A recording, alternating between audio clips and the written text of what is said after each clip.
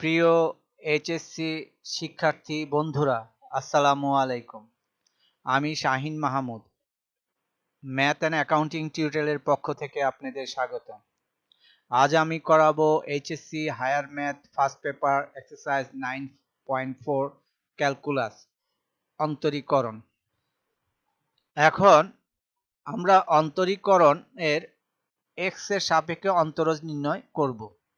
এখন যে অঙ্কটি করব সেটি হচ্ছে tan inverse cos x minus sin x divided by cos x plus sin x।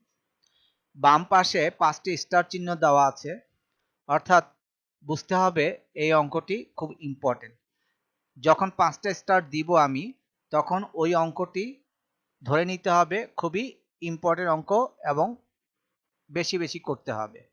এই অঙ্কটি কয়েকটি ফর্মুলার উপর ডিপেন্ড করবে। সেই ফর্মুলাগুলো হচ্ছে, প্রথম ফর্মুলাটি হচ্ছে tan inverse x minus tan inverse y সমান tan inverse x minus y divided by 1 plus xy। আমরা যদি এটাকে পক্ষান্তর করি তখন হবে tan inverse x minus y divided by 1 plus xy সমান tan inverse x minus tan inverse y। আর তৃতীয় ফর্মুলাটি হচ্ছে ddx of x সমান 1। 4 নম্বর ফর্মুলাটি হচ্ছে ddx of x ব্যতীত অন্য যে কোনো সংখ্যার নাম্বার বা ধ্রুবক হলে তখন তার মান হবে 0। 5 নম্বর হচ্ছে tan ইনভার্স 1 সমান পাই বাই 4। এখানে প্রশ্নটি লিখেছি, এই প্রশ্নটিকে আমরা ধরে নিব y। ধরি y সমান tan inverse cos x minus sin x divided by cos x plus sin x।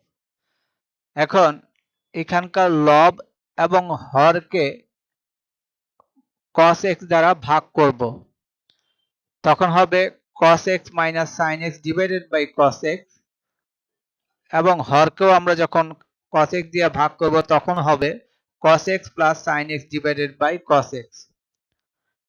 Side note দিয়েছি লব এবং হরকে cos x দ্বারা ভাগ করে।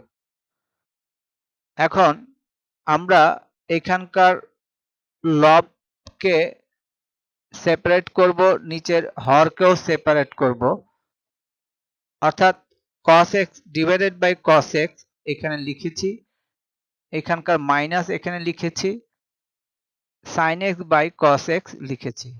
তেমনি ভাবে নিচে হরের ক্ষেত্রে cos x by cos x লিখেছি, প্লাস লিখেছি sin x by cos x লিখেছি। এখন cos x কাটা গেলে 1 minus sin x by cos x এর ফর্মুলা হচ্ছে tan x।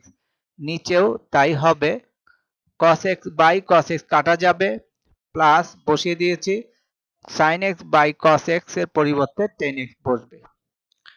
আমরা ইচ্ছে করলে এখানকার এই লাইন থেকে আমরা সরাসরি এই লাইনে যেতে পারি, এই লাইনকেও আমরা অ্যাভয়েড করতে পারি, কিন্তু অঙ্কে বোঝার জন্য আমরা আলাদা করে দেখিয়েছি যাতে করে বুঝতে সুবিধা হয়। এখন আমরা এই অঙ্কটিকে ফর্মুলায় ফেলতে হলে তাহলে আমাদের এই ফর্মুলায় ফেলতে হবে। এখানে 1 কে যদি আমি x ধরি এবং 10x কে যদি আমি y ধরি, তখন হবে 1 এর পরিবর্তে হবে x মাইনাস 10x এর পরিবর্তে হবে y, x মাইনাস y হবে। এখানে 1 1ই থেকে যাবে, প্লাস প্লাস থেকে যাবে, কিন্তু এখানে y এর মান দেওয়া আছে 10x, কিন্তু x এর মান দেওয়া নাই। তাই আমরা এখানে 1 লিখতে পারি, 10x এর পরিবর্তে 1 ইন্টু 10x লিখতে পারি, যেহেতু 10x সমান 1 ইন্টু 10x, অর্থাৎ এই 10x এর পরিবর্তে আমি এই সংখ্যাটি লিখতে পারি, তাই লিখেছি।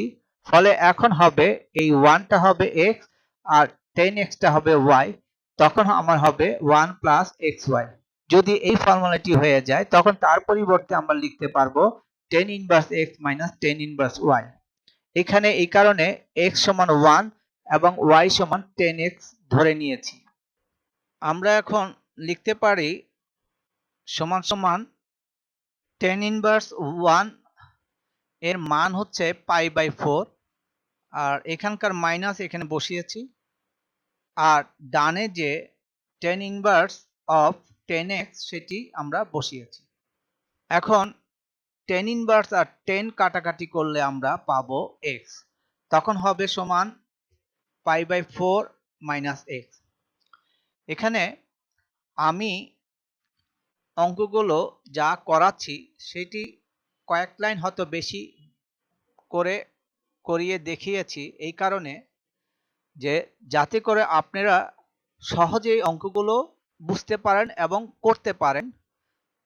যখন আপনারা অঙ্কগুলো সহজে বুঝে যাবেন তখন কিন্তু আর সাইড নোট আপনাদের দিবেন না ফাইনালি ভাবে, তখন আপনারা এই অঙ্কগুলোর কয়েকটি লাইন বাদ দিয়ে শর্টকাট করার চেষ্টা করবেন। শুধুমাত্র আপনাদেরকে সহজে বোঝাবার জন্য আমি একটু বড় করে লিখে দিয়েছি এবং সাইড নোট করে দিয়েছি। এই অঙ্কগুলো করা হয়েছে শুধুমাত্র যারা নতুন বা কম বুঝে অঙ্কে তাদের জন্য আমি এই অঙ্কগুলো করে দিচ্ছি, এবং এই অঙ্কগুলো যারা পারবে তারা বিবিএ, এমবিএ, অনার্স, বিসিএস সব জায়গায় অঙ্কগুলো থাকবে এবং আপনারা সহজেই পারবেন সব ধরনের অঙ্ক, ক্যালকুলাস। সুতরাং আমার এই অঙ্কগুলো করলে আপনারা কখনোই আর দুর্বল থাকবেন না। যাই হোক, আমরা এখন পেয়েছি সমান সমান π/4 মাইনাস এক্স। এখন আমরা উভয় পক্ষকে ddx দ্বারা গুণ করব। এখানে y ছিল, এই y কেও আমরা ddx দিয়ে গুণ করব এবং ডানের এই সংখ্যাকেও আমরা ddx দিয়ে গুণ করব। তাই আমি লিখেছি উভয় পক্ষকে ddx দ্বারা গুণ করে পাই বা অন্তরীকরণ করে পাই, তখন হবে dy/dx সমান সমান ddx অফ π/4 মাইনাস x সমান সমান আমরা পাবো এইভাবে যে ddx দিয়ে এই দুটোটা আমরা গুণ করে দিব, অর্থাৎ একবার লিখতে পারে ddx অফ π/4, এখানকার মাইনাস এখানে বসিয়েছি, আবার লিখতে পারে ddx অফ x। আমরা জানি যে ddx অফ ধ্রুবক অথবা সংখ্যা থাকলে শুধুমাত্র তার মান হবে 0, আর ddx অফ x যদি থাকে তার মান হবে 1। তাহলে আমরা সমান সমান লিখতে পারি ddx অফ π/4 মানে 0, আর এখানকার মাইনাস এখানে বসিয়েছি, ddx অফ x সমান হবে 1, সমান সমান তাহলে কি হবে -1। অতএব আমরা লিখতে পারি dy/dx সমান -1। অ্যান্সার হয়ে গিয়েছে। আগামী পর্বে আমি এরকম আরো অঙ্ক নিয়ে আসবো আপনাদের সামনে। আজকের জন্য আল্লাহ হাফেজ।